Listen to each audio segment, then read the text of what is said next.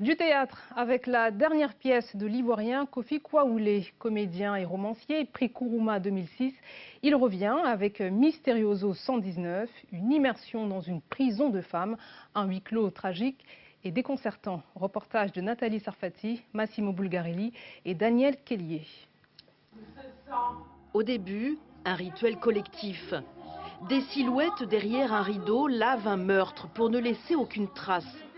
Nous sommes dans une prison et dans une tragédie musicale.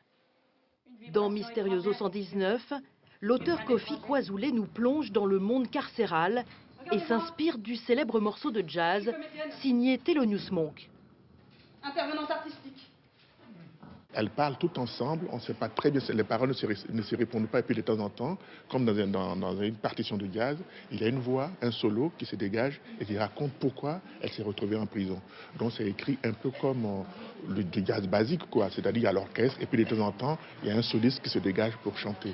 On sourit, on a énergie. Une intervenante artistique pénètre cet univers pour mettre en place un spectacle, alors que celles qui l'ont précédé ont mystérieusement disparu.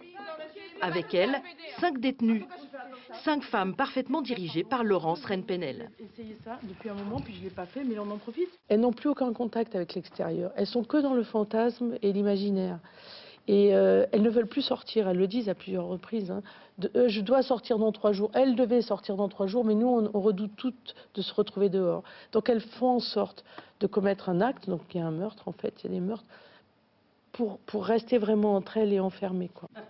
La parole se libère alors que l'on entend le son lancinant du violoncelle. Tout le temps, se mémère tout le temps. Sans dormir, sans se réveiller, sans manger, sans boire, sans parloir, sans dormir. Chacune finit par faire la confession de son acte. Voilà, j'ai pas supporté ce qu'elle a laissé mon père se permettre avec moi. Moi, j'aurais tué mon père. Oui, mais moi je l'aimais pas lui pour le tuer.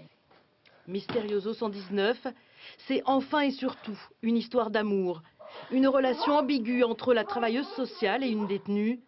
Un amour extrême qui aboutira au meurtre ou au suicide assisté dans la douche de la prison. Une fin tragique pour un spectacle dérangeant, chargé d'émotions.